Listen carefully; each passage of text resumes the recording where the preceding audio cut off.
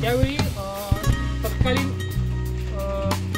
अधिकाऱ्यांनी हत्ती हटाव मोहीम आणि हत्ती पकड मोहीम अशा 2 मोहीम केल्या होत्या.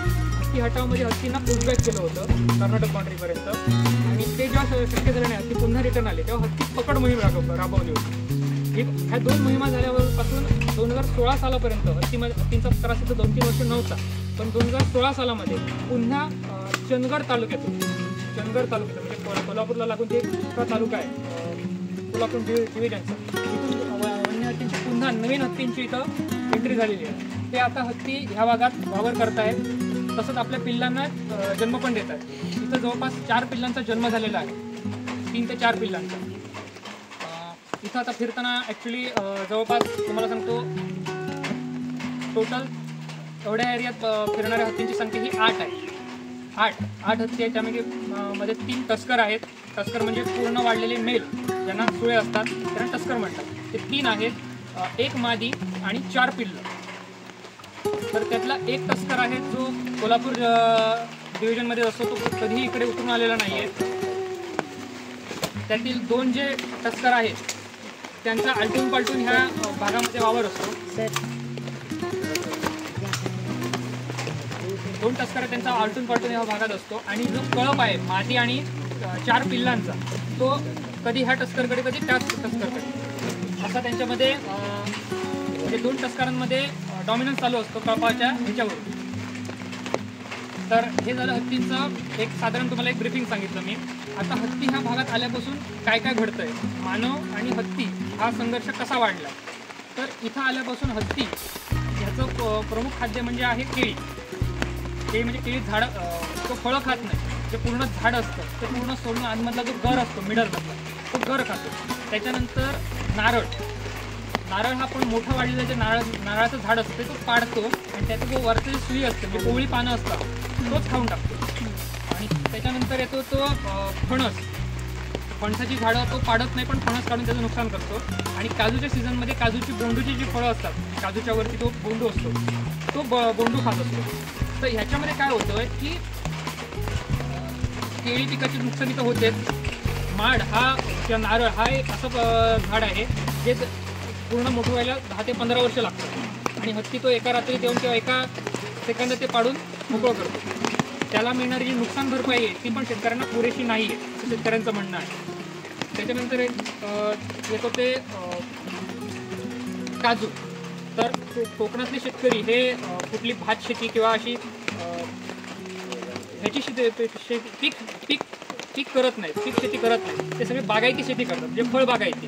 त्याच्यामध्ये आंबे, फणस, नारळ आणि काजू ही प्रमुख पिकं आहेत. आता हत्ती काय करतो, काजूच्या सीझनमध्ये काजूच्या बागांमध्ये फिरत असतो, काजूची ते हे खाण्यासाठी, बोंडू खाण्यासाठी.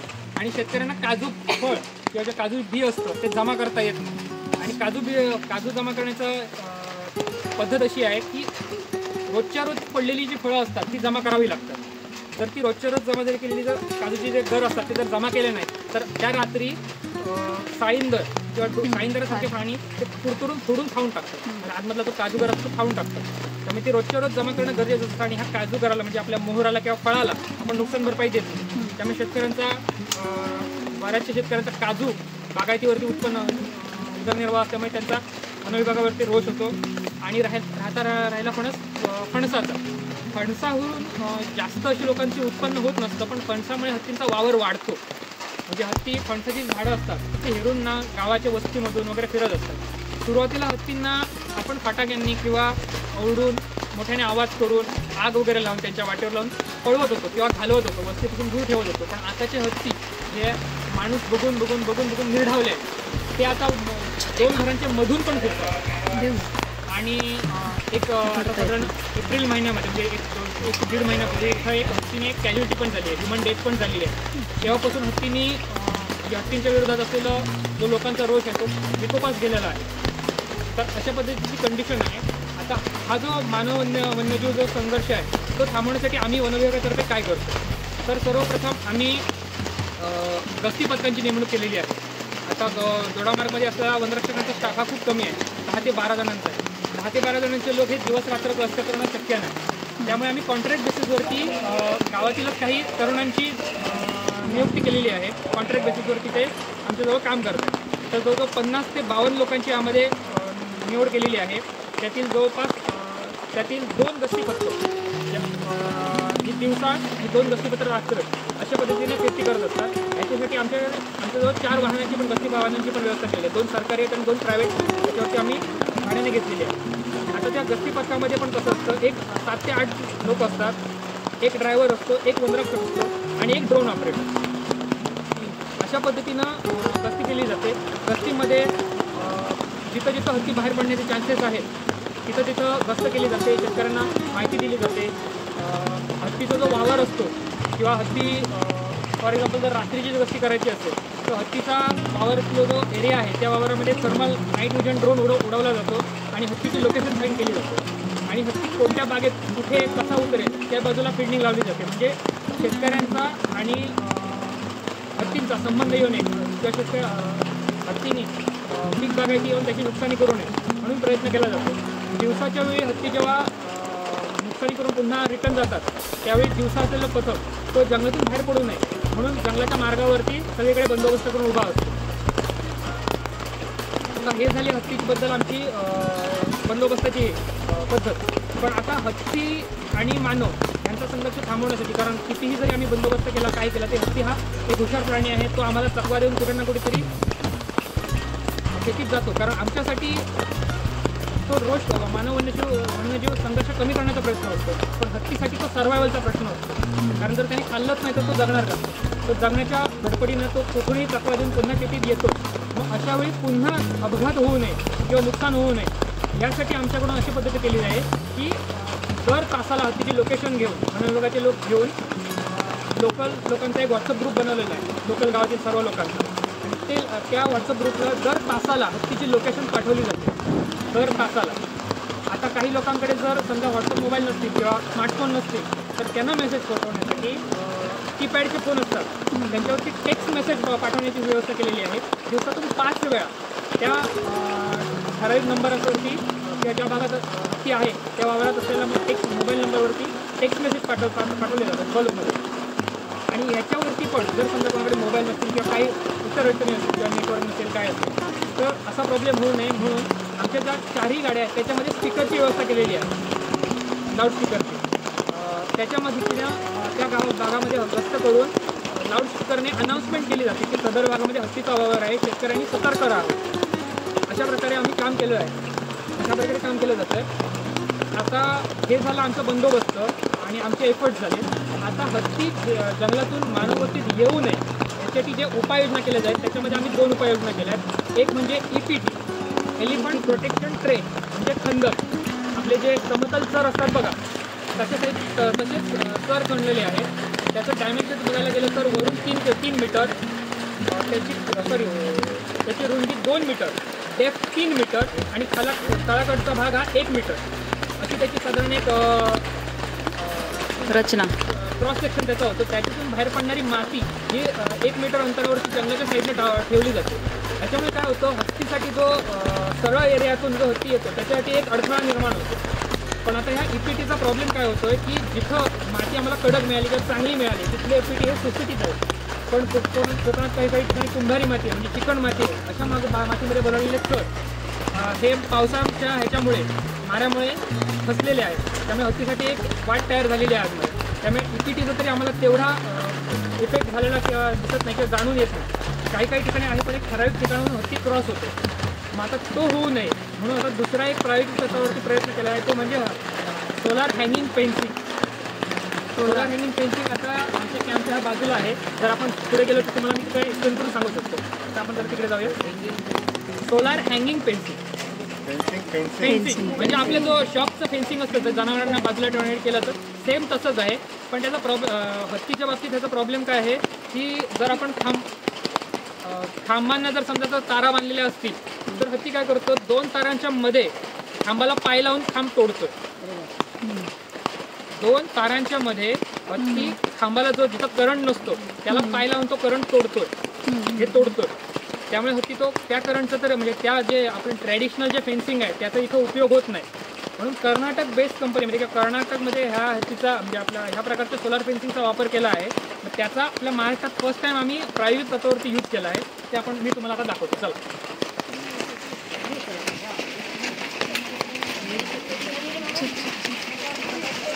थोडंसं क्लीन.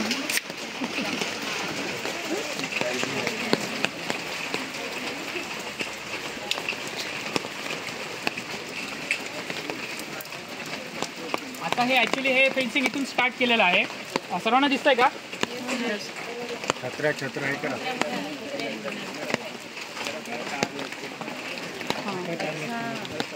हे सर्वांना दिसतंय का फेन्सिंग? आता हे फेन्सिंग मी तुम्हाला समजावून सांगतो. त्याच्या जर तळाला बघितलं तुम्ही, तळाला जर तुम्ही बघितलं तर एक पाईप आहे, स्टीलचा एक पाईप आहे. त्याच्यामध्ये आणि ह्या हिरव्या पाईपच्या मध्ये इन्सुलेटर बसवलेला आहे. आणि हा जो हिरव्या कलरचा जो पाईप आहे किंवा जो पोल आहे त्या पोलला करंट आहे. म्हणजे ह्या हिरव्या कलरच्या पोलला जर हत्तीने टच केला तर त्याला शॉक बसणार आहे. आणि ह्या पोलने जमिनीवर ग्राउंडिंग होऊ नये म्हणून तो मध्ये काळ्या रंगाचा इन्सुलेटर बसवलेला आहे. आता हत्तीने जर समजा स्ट्रॉंग जर वायर असतील, ताणलेल्या वायर असतील तर हत्ती त्याला सुळ्याने तोडतोय. कारण त्याला सुळ्याहून त्याच्या करंट पास होत नाही, तो सुळ्याने तोडतोय. ते होऊ नये म्हणून ह्या हँगिंग वायर केलेल्या आहेत, वायर हँगिंग ठेवलेल्या आहेत. त्यामुळे जर त्याने सुळ्याने जरी त्याला हलवण्याचा प्रयत्न केला तर त्यात तुटत नाही. आणि जरी त्याने कितीही हलवण्याचा प्रयत्न केला तर त्याच्या बॉडीला टच होतात. त्यामुळे तो ह्याच्यातून हत्ती बाहेर पडत नाही. तर ह्याला जर प्रॉपर मेंटेनन्स ठेवलं, म्हणजे ह्याला कुठे जर गवत लागत नाही आहे, कुठे झाडाची फांदी लागत नाही, असं जर केलं तर हा फेन्सिंग 9.9 किलो व्होल्टचा करंट दर सेकंदाला पास करत असतो. 9.9 किलो व्होल्ट. आणि हे जो करंट आहे हा स्टँडर्ड आहे. आपल्या भारत सरकारने जे स्टँडर्ड्स दिलेत क्रॉप प्रोटेक्शनच्या फेन्सिंगसाठी ते स्टँडर्ड्स आहेत. आम्ही आता हे चेक करतोय तर रेग्युलर आमची माणसं याच्यावरती फिरती करतायत, रेग्युलर चेक करतायत. कुठे काय त्याला मेंटेनन्सची गरज असेल, कुठे वायर घट्ट करण्याची असेल, कुठे जर त्याला फांदी लागते, कुठे गवत लागते, त्याची छाटणी केली जाते. याच्यात पावसाच्या सीझनमध्ये ह्याच्यावरती 2 ते 3 वेळा गवत उगवू नये म्हणून कीटकनाशकाची फवारणी केली जाते, तणनाशकाची. ज्या फांद्या वगैरे ज्या पॉसिबल आहेत की उद्या वाढून पुन्हा याला लागू शकतात त्याची वेळच्या वेळी प्रुनिंग केली जाते. आता प्रायोगिक तत्वावरती हे फेन्सिंग आमच्याकडे जवळजवळ 7 किलोमीटरमध्ये केलेलं आहे. घोडगेवाडी गावामध्ये इथं हे आता बीटमध्ये 1 किलोमीटर केलेलं आहे. हेवाळे बीटमध्ये अराऊंड 3.5 किलोमीटर केलेलं आहे. आणि बांबाडे म्हणून एक बीट आहे त्याच्यामध्ये जवळजवळ 2.5 किलोमीटर हे फेन्सिंग केलेलं आहे. तर याच्यामध्ये आम्हाला जवळजवळ 99% यश मिळालेलं आहे. कारण हत्ती काय करतो, पुन्हा एकदा येऊन त्याने ट्राय केलेलं आहे हे तोडून पुन्हा पुढे जाण्याचा, पण त्याला शॉक लागल्यावरती त्याने एकदाच नुकसानी केली आहे. पण त्याने सारखं यायचं बंद केलेलं आहे. तो एकदाच येऊन गेला आहे, पण एकदा शॉक लागून गेल्यावरती तो पुन्हा तिथं येत नाही. येतोय पण फेन्सिंग पडून रिटर्न जातोय शॉक लागल्यावरती. तर तोडण्याचा तो जास्त प्रयत्न करत नाही.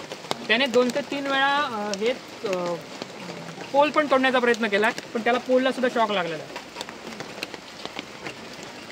तर ही एक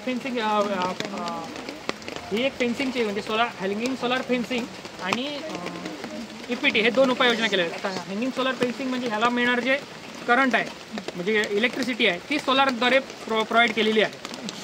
त्याला काही नॉर्मल एक सोलारची प्लेट आहे, त्याला एक चार्जिंग कंट्रोलर आहे जो बॅटरी ओव्हरलोड होऊ देत नाही किंवा स्पेसिफिक व्होल्टेजने चार्ज करतोय.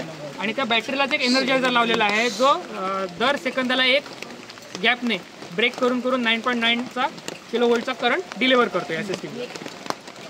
हे समजलंय का तुम्हाला? याच्यामध्ये कोणाला काही शंका वगैरे आहे का? एक मिनिट मागचे दोघं पुढे या, तू ये पुढं. त्यामुळे झटका बसतोय. आपण नॉर्मल जे करंट फेन्सिंग आहे ना जे आपण शेतीसाठी लागतो बघा, टक कसा आवाज येतो त्याचा, टक कसा आवाज येतो बघा. जर लहान प्राणी असतील तर मग त्यांना छोटेसे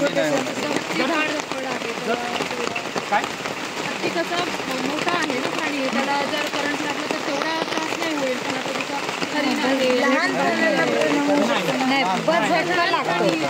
लहान प्राणी म्हणजे तुम्हाला फॉर एक्झाम्पल जर डुक्कर किंवा ससा किंवा हे छोटे जर प्राणी असतील तर काय तर तुम्ही बघू शकता फेन्सिंगचे आहेत किंवा वायर्स आहेत, खालची जी वायर आहे ती ग्राउंडिंगची वायर आहे, त्याला करंट नाही आहे. पण जी लोंबणारी जी वायर आहे ती बघा जमिनीपासून 1.5 ते 1.5 फूट आम्ही कट केलेली आहे. त्याच्या खालून छोटे प्राणी पास होत आहेत. डुक्कर, साळींदर, पिसोरी हरण किंवा ज्याला गेळा म्हणतात ते साळींदर, डुक्कर हे जे छोटे प्राणी आहेत ते पास होत आहेत. आणि जे सांबार आणि आपले गवेरेडे आहेत त्यांना शॉक लागतो. तर हे आम्ही हत्तीसाठी बनवलं आहे, पण याच्यामुळे सांबार, गवेरेडे आणि हत्ती या तिघांचाही बंदोबस्त झाला. त्यामुळे जिथं जिथं हे फेन्सिंग केलं आहे तिथले शेतकरी समाधानी आहेत. ते म्हणतात की हे जे केलं ते तुम्ही पूर्ण जंगलालाच करा, अशी त्यांची एक रिॲक्शन आलेली आहे आमच्याकडे. आणि आम्ही तसे प्रस्तावित पण पुढे केलेले आहेत. जशी मंजूर आहे तशी आम्ही याची लेंथ वाढवणार आहोत. कर्नाटकमध्ये अराऊंड हे 3,500 किलोमीटर बनवलेलं आहे. 3,500 किलोमीटर आणि त्याचा इफेक्ट तिथं आहे. सर लाईट वगैरे नसेल तर एक काम करू आपण आतमध्ये आतमध्ये बसूया, बसूया. शूज काढून आतमध्ये बसा, तिथे प्रश्न विचारा मग. चला हत्तीवाडी घोडगेवाडी हत्ती काय, घोडगेवाडी हत्ती काय. घोडगेवाडी या गावाचं नाव आहे आणि या बिटाचं पण नाव आहे. मी या बिटाचा वनरक्षक आहे. तर पहिल्यांदा काय होत होतं की आता तुम्ही दोडामार्गला होता, दोडामार्गला आमचं रेंज ऑफिस आहे. तिथंच आमच्या पेट्रोलिंग कार वगैरे सर्व तिथं स्टेशन असायचं. तिथून इथपर्यंतचं अंतर तुम्ही आता बघितलं. याच्या पुढच्या भागात हत्तीचा वावर, त्याबद्दल आम्हाला हत्तीच्या वावराबद्दल कॉल यायचा. इथून तो दोडामार्गला कॉल जायचा. तिथं नियोजन केलं जायचं कोण कोण ड्युटीला जाणार, काय काय जाणार. तिथून इथपर्यंत म्हणजे जिथं हत्ती आहे तिथे पोहोचेपर्यंत जवळजवळ 1 ते 1.5 तास वेळ जायचा. 1 ते 1.5 तास वेळ जायचा. त्याच्यामध्ये हत्तीने मोठ्या प्रमाणात नुकसानी केलेली असायची. तोपर्यंत तिथल्या गावातील लोक जमा होऊन वनविभागाबरोबर भांडण सुरू करायचे. हत्ती हाकवायचं सुरू झाले की झाली नव्हती. आता त्याचा राग ते वनविभागाच्या कर्मचाऱ्यांवर काढायचे. तो प्रकार होऊ नये म्हणून हा आम्ही बेस कॅम्प बनवलेला आहे. हत्तीशी निगडीत असणारे जे गस्ती पथकं आहेत किंवा जे अधिकारी आहेत किंवा ज्या गाड्या आहेत त्या इथं स्टेशन असतात. इथंच त्या स्टेशन असतात. आणि इथून आता रेग्युलर सकाळी 7 ते संध्याकाळी 7 आणि संध्याकाळी 7 ते सकाळी 7 अशा 2 शिफ्टमध्ये काम असतं. 2 शिफ्टमध्ये काम चालू असतं. आणि कुठेही हत्ती बाहेर पडला तर जास्तीत जास्त 10 ते 15 मिनिटात आमची टीम तिथपर्यंत पोहोचत असते आणि परिस्थितीवर नियंत्रण मिळवत असते. आता हत्तीबद्दल जी माहिती किंवा हत्तीच्या वावराबद्दल जे कम्युनिकेशन आहे ते होण्यासाठी पहिल्यांदा आम्ही मोबाईलचा वापर करत होतो. पण आता तुम्ही बघितलं असेल बऱ्याच जणांच्या मोबाईलला नेट नाही. ते होऊ नये म्हणून आम्ही वॉकी टॉकी सिस्टीम केलेली आहे. आता वॉकी टॉकीचं एक मेन टॉवर कारगड म्हणून एक उंच जागा आहे आमच्या ठिकाणी. तिथं त्या एक टॉवर बनवलेला आहे. तो बेस स्टेशन आहे. त्याचे 2 रिपीटर्स आहेत. इथं एक रिपीटर आहे, एक रेडिशला एक रिपीटर आहे. आणि आमच्या ज्या गस्तीला जाणारे जे 4 व्हेकल्स आहेत त्याच्यामध्ये मोबाईल स्टेशन बसवलेली आहे. मोबाईल स्टेशन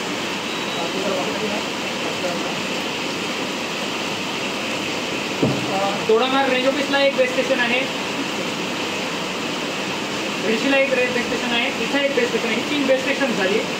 त्याच्यानंतर गाडीमध्ये 4 मोबाईल स्टेशन आहेत. म्हणजे जी गाडी बरोबर फिरतात म्हणजे ती रिमूव्ह करता येत नाही अशीच आहे. गाडीमधून ती बोलण्यासाठी आहे. आणि जी आमची टीम पैदल जी निघते टीम आमची त्यांच्याकडे हे वॉकी टॉकी गेलेले आहेत. हे जवळजवळ 20 वॉकी टॉकी आम्ही यूज करतोय. याचा वापर आम्ही कम्युनिकेशनमध्ये करतोय. आता जर कुठेही जर कुठल्या शेतकऱ्याला किंवा कोणाला जर हत्तीच्या वावराबद्दल माहिती मिळाली तर कंट्रोल रूमला इथं तो कॉल करतो, मोबाईलवरून कॉल करतो किंवा कसंही करून इथपर्यंत निरोप पोहोचवतो. इथं निरोप पोहोचवल्यावरती वॉकी टॉकीवरून आमचे जे फील्डमध्ये जे आमचा स्टाफ आहे त्याच्याबरोबर कॉन्टॅक्ट करून आम्ही त्यांना मेसेज देत असतो किंवा हत्ती कुठे आहे काय याबाबत जर आम्हाला माहिती घ्यायची असेल तर आम्ही त्यांना इथून घेऊ शकतो. जरा काय झालं तुम्हाला base camp to camper reply द्या. और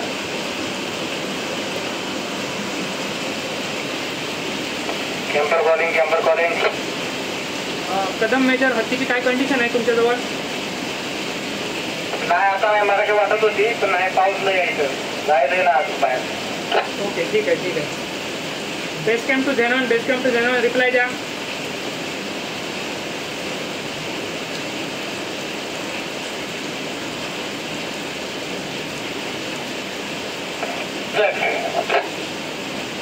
रिपीट.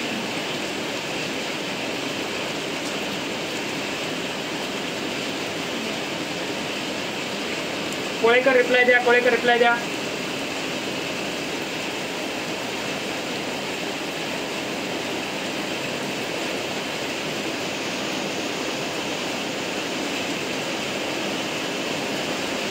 तर आमच्या 2 पेट्रोलिंग टीम आता गेलेल्या आहेत. एका टीमबरोबर कॉन्टॅक्ट झाला आहे, दुसऱ्या टीमबरोबर आय थिंक कॉन्टॅक्ट होत नाही, पण ती जी टीम आहे ती तिथल्या तिथल्या भागात काम करणार आहे.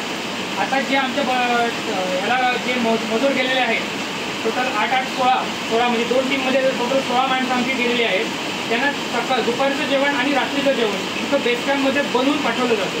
आता हे पाण्याचे जे बॉटल्स तुम्ही बघितले असतील ते त्या गच्चीपथकाला दररोज एक बॉटल म्हणजे एका गाडीबरोबर एक बॉटल पाठवली जाते पाण्याची जार. त्यांना जेवणाची व्यवस्था केली जाते. ते जेवण इथं बनवून त्यांना त्यांच्या ज्या लोकेशनवर असेल तिथं जेवण ते पोहोचवलं जातं. हे बेस कॅम्पचं काम आहे. आता ह्याच्याबद्दल काय कोणाला शंका आहे काय तोपर्यंतच राहणार तिथे नेहमीच चालू असते. आता सांगण्याचं गोष्ट अशी आहे की आता हत्तीचा जो वावर आहे इथल्या भागात साधारण चंदगड तालुका म्हणजे इथून सोलापूर डिव्हिजनमध्ये हत्तीचा 1 ते 2 महिने वावर असतो आणि इथल्या भागात म्हणजे सिंधुदुर्ग डिव्हिजनमध्ये सावंतवाडी डिव्हिजनमध्ये हत्तीचा वापर 9 ते 10 महिन्यापर्यंतच असतो. त्यामुळे 9 ते 10 महिने हे आमचं काम चालू असतं. त्यानंतर सर काय काम काढणी त्यात राहिलेल्या 2 कामात आम्ही हे UPT वाढवणं म्हणजे सोलार फेन्सिंग आहे त्याचं मेंटेनन्स करणं, जर एखादा मेजर प्रॉब्लेम असेल तर तो सॉल्व्ह करणं, त्याची लेंथ वाढवणं, इतर काम करणं हे काम त्या 2 महिन्यात चालू असतं. फक्त 2 महिने ते 2 महिन्यात त्याच्यानंतर पूर्ण साधारण आता ना हत्ती साधारण ना गणपतीच्या नंतर आणि दिवाळीच्या अगोदर म्हणजे साधारण सप्टेंबर ऑक्टोबरपर्यंत ते निघून जातात आणि नोव्हेंबरच्या एंडला किंवा डिसेंबरच्या पहिल्या वीकमध्ये ते पुन्हा येतात. 1-1.5 ते 2 महिन्याचा टाइम ही सर्कल चालूच राहते का? चालू करते.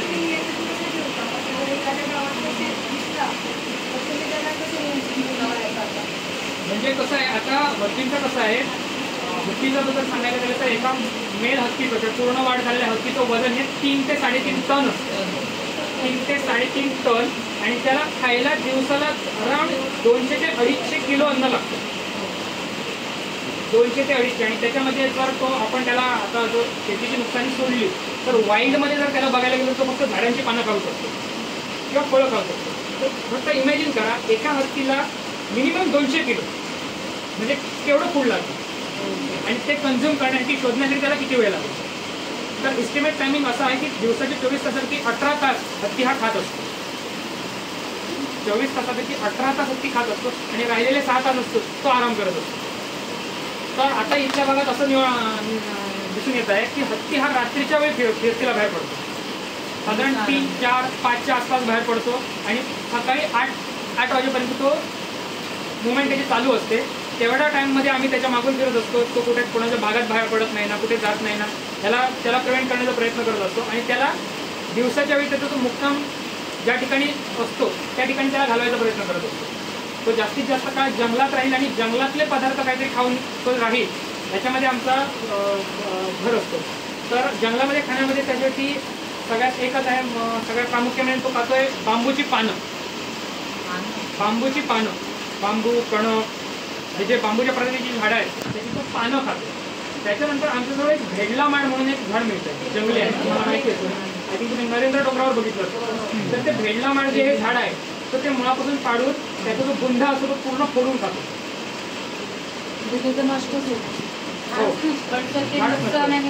पण ते जंगली झाड आहे आणि कोकणात ते मुबलक प्रमाणात आहे त्यामुळे ते असं नामशेष तर होणार नाही आणि हत्तीचे ते नॉर्मल खाद्य आहे.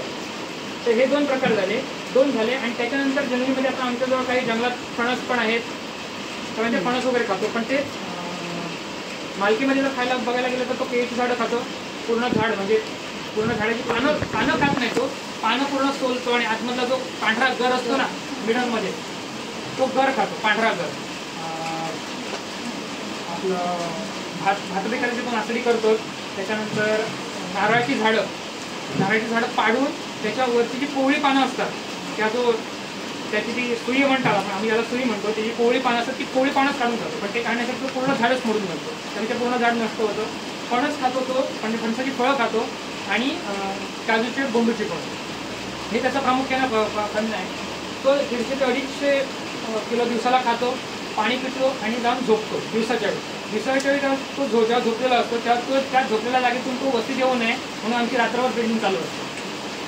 ते जर म्हणजे अग्रेसिव्ह लोकांना म्हणजे राहायला वगैरे सूर आलेला होती तर त्याला कसं नियंत्रण अग्रेसिव्ह म्हणजे जर त्याला खूप भूक लागली असेल आणि आम्ही त्याला जर रात्रभर किंवा 2-3 दिवस जर काही खाऊच दिलं नसेल म्हणजे वस्तीत येऊ जंगलात त्याचं जर राहून पोट भरलं नसेल तर तो सरळ चाल करून येतो. त्याला किती अडवण्याचा प्रयत्न केला किती थांबवण्याचा प्रयत्न केला त्याच्या पुढ्यात आग लावली त्याच्या पुढ्यात फटाके फोडले तरी तो थांबत नाही. मादी आणि पिल्लं जी असतात ती घाबरतात आणि पळून जातात पण जो मेल टस्कर आहे तो अजिबात घाबरत नाही. तो सरळ चालून येतो. उपाययोजनांच्या बाबतीत एक पॉईंट सांगायचा राहिला आता इथे तुम्हाला टॉर्च दिसते ही टॉर्च आम्ही आमच्या गस्ती पथकातले जे सगळे लोक आहेत किंवा वनरक्षक आहे यांना सर्वांना पुरवठा केलेली आहे आणि गावागावांमध्ये ज्या गावांमध्ये हत्तींचा वावर आहे त्या गावांमध्ये पण आम्ही शेतकऱ्यांना असे हे पुरवठा केलेले आहे. अशा टॉर्च पुरवठा केलेला आहे शेतकऱ्यांना आणि त्यांना जर कुठे चावून लागली असेल किंवा त्यांच्या शेतात हत्ती आलं असेल तर ते तरी कमीत कमी पुढे जाऊन त्याच्यावर टॉर्च मारून त्याची लोकेशन तरी घेऊ शकतो. त्याच्यानंतर ज्या ठिकाणी हत्ती क्रॉस होतो आहे किंवा वस्तीजवळ दिसण्याचे चान्सेस आहेत किंवा ज्या रस्त्यावरून तो क्रॉस करतो त्या रस्त्यावर जर उजेड नसेल तर उजेड व्हावा म्हणून आम्ही सोलार स्ट्रीट लाईट बसवलेले आहे. एक त्यातली सोलार आम्ही इथं बसवलेली आहे. तर ह्या सोलार स्ट्रीट लाईट आम्ही गावागावांमध्ये बसवलेल्या आहे जिथं जिथं हत्ती क्रॉस होऊ शकतो म्हणजे लोकांना रात्रीच्या वेळी अंधारात तो हत्ती तिथं दिसून येईल. 1-2 पॉईंट झाले. आपला जो जास्तीत जास्त म्हणजे आपल्याकडे तुम्ही पीक नुकसानीचा जी आर वाचला आहे का आपला 50,000 लागत असं काही नाही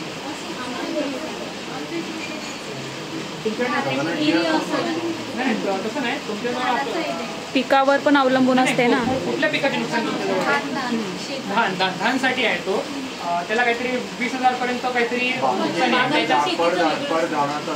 हां आणि आपल्याकडे जो आता ही जी नुकसान होणार आहे फॉर एक्झाम्पल केळी झाड नारळ झाड सुपारी झाड ह्याला पर झाड प्रति झाड दर लावलेला आहे. पूर्ण जे वाढलेले झाड आहे नारळाचं झाड आहे त्याला 9,500 रुपये रेट आहे.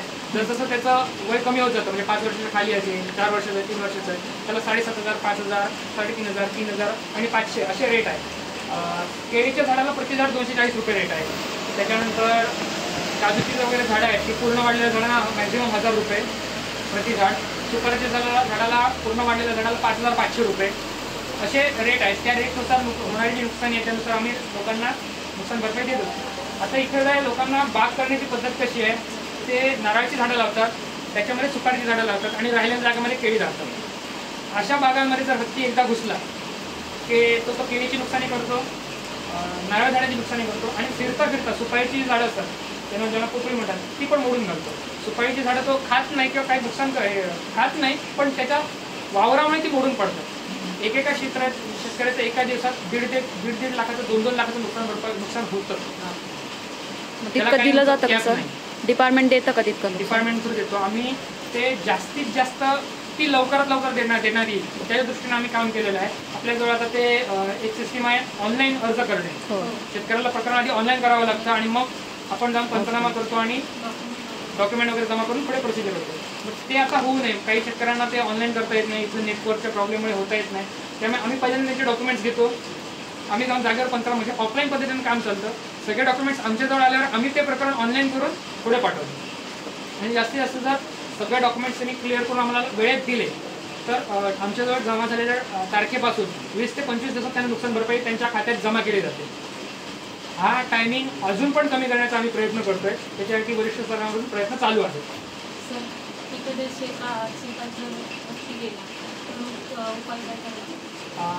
जर समजा तस्कर हत्ती असेल तर त्याला काढणं मुश्किल होतं. आरडाओरड करणे आणि फटाके वाजवणे त्याला ज्या दिशेला पाठवायचं त्याच्या विरुद्ध दिशेला फटाके वाजवणे हा एक उपाय होतो. पण मादी आणि पिल्लं हा जर कळप असेल तर त्यांना नाही त्यांच्याजवळ जाऊन फक्त ही जरी टॉर्च जरी मारली तर ते टॉर्चच्या विरुद्ध दिशेने पळसू.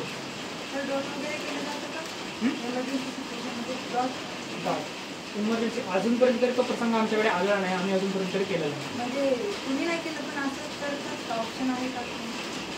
अजूनपर्यंत तरी त्याचा वापर केलेला नाही. ह्याच्या अगोदर हत्ती पकड मोहिमेच्या वेळी ह्याच्या अगोदरच्या प्रिव्हियस हत्ती होते त्यांना जेव्हा पकड मोहीम राबवली होती त्यावेळी त्या टेक्निकचा वापर केला म्हणजे गाठ करून त्यांना बेशुद्ध करून तुमची हत्तीच्या आधारे त्याने बांधून कर्नाटकमध्ये सोडलं होतं. हत्ती हटवणे हत्ती पकडणे त्याच्याबद्दल आम्हाला प्रॉपर अशी माहिती नाही, पण साधारण 14-15च्या आसपास त्या टाइम पिरियडमध्ये गेली होती. त्यावेळी अराउंड 18 हत्तींचा वावर या भागात होता त्यावेळी.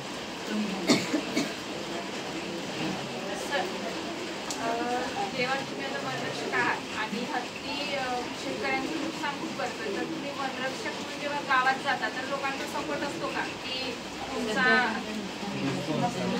त्यांचा रिस्पॉन्स म्हणजे सुरुवात ते शिवाने करतात हे प्रॉपर गोष्ट खरं ते तुम्हाला सांगतात, ते सुरुवातच शिवाय देऊन सुरुवात करतात. पण सर तुम्ही गावकऱ्यांची टीम केली आहे ते गावातील जे मजूर आहेत किंवा जे गावातले काही लोक आहेत ते आमच्यावर काम करतात ते वेगळे, पण ज्यांची ॲक्च्युली शेती आहे ज्यांची नुकसानी होते ते शेवटी बघायला गेलं तर गट वेगवेगळे होतातच ना. ज्यांची नुकसानी होते काही लोक समजूतदार आहेत ते समजून घेतात पण नाही, पण जवळजवळ 90% लोकांचं प्रमाण समजून न घेण्याचंच आहे. त्यांचा फक्त एकच हे असतो की तुम्ही हत्ती पकडून घेऊन जा. कारण हत्तीपुढे खूप जास्त प्रमाणात नुकसान होतं. तर की माणसांना हत्ती पर्यंत इजा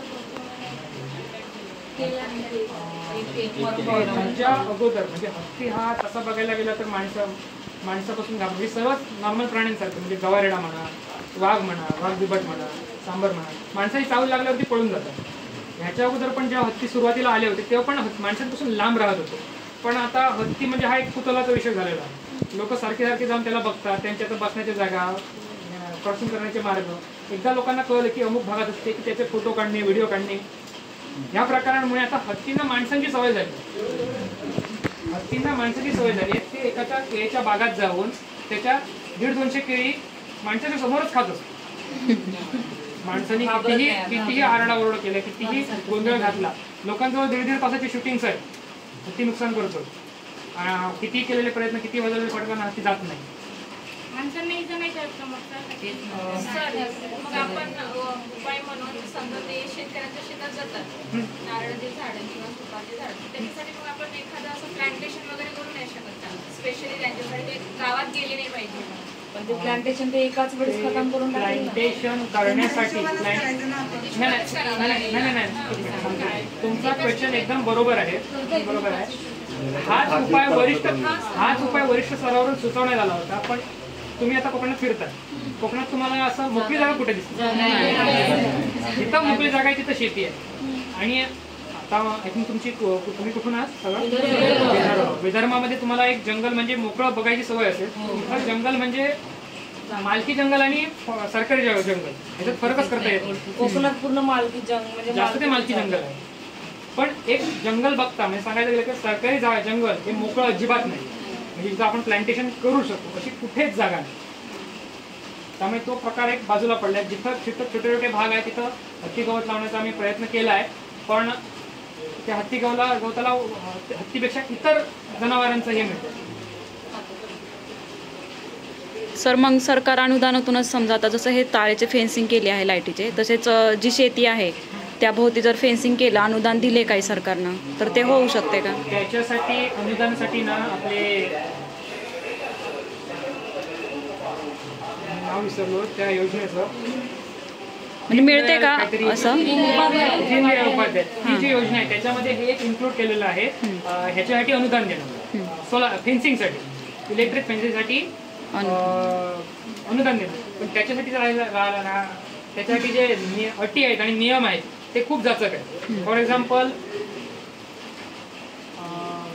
15,000 रुपये म्हणजे तुमचा फेन्सिंगसाठी येणारा खर्च, एकूण खर्च त्याचे 90% किंवा 15,000 रुपये ह्यापैकी जी रक्कम कमी असेल, सॉरी 75% म्हणजे 75% जर तुमचं खर्च 75% सरकार देते सर अनुदान. फेन्सिंगला येणारा जो खर्च आहे, एकूण खर्च त्याची 75% रक्कम किंवा 15,000 रुपये या दोघांपैकी जी कमी रक्कम असेल ती दिली जाते. आता साधा सरळ गणित झाला. तुम्हाला जर समजा 1 लाख रुपयाचा खर्च असेल, त्याचं 75% किती असणार? 75,000 रुपये. नॉर्मली तरी 1 लाख रुपये खर्च येईल. 75,000 रुपये त्याचा काय होणार? 75%. 75,000 रुपये आणि 15,000 रुपये याच्यातली कमी रक्कम कुठची आहे? 15,000. सरकार अनुदान तुम्हाला किती रुपयाचं देणार आहे? 15,000 रुपयाचं. शेतकऱ्याला किती खर्च करायला लागणार आहे? 75,000. 15,000 सरकार देणार आहे. 75,000.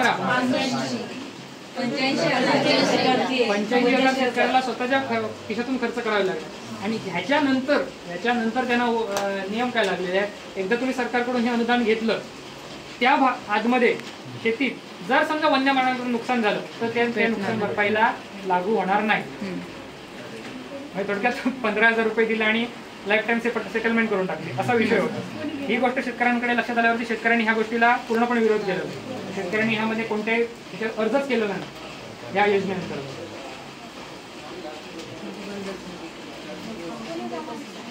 म्हणजे सरकारकडून मिळणारी रक्कम ही तुटपुंजी आहे असं त्यांचा म्हणणं आहे. आणि जर गणित घालायला गेलं तर बघा तुम्ही, आता मी तुम्हालाच गणित समजावून सांगितलं. ॲज अ शेतकरी म्हणून त्यांनी ह्या गोष्टीला ते विरोधच करतात. अजून कोणाला काय?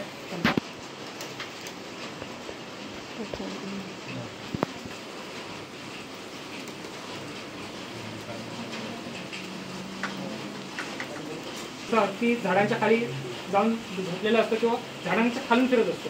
वरून आपल्याला झाडांच्या खालचं बघता येत नाही, पण रात्रीच्या वेळी त्याची जी इन्फ्रारेड सिग्नल ज्या बाहेर पडते किंवा इन्फ्रारेड रेस त्याच्या बॉडीतून बाहेर पडतात ते तो ड्रोन कॅप्चर करतो आणि हत्ती आपल्याला रात्रीच्या वेळी पण दिसू शकतो. मी तुम्हाला त्याच्यातली एक व्हिडिओ दाखवतो सर्वांना.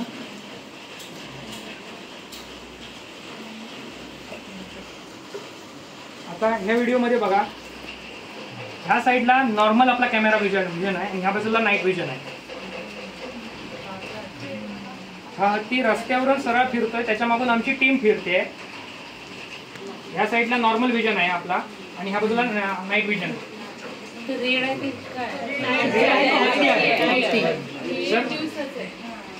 दिवसाचा नाही, नाईटचा आहे. रेड मध्ये हा जो दिसतोय ना तुम्हाला, तो हत्ती आहे. रस्त्यावरून सरळ चाललाय आणि आमची टीम त्याच्या मागून फिरते.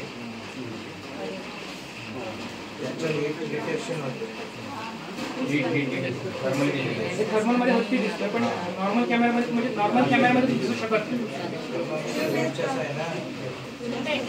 एक कॅम्पर गेली आहे, एक झेरॉन गेली आहे. त्या दोन टीम मधला तो कन्व्हर्सेशन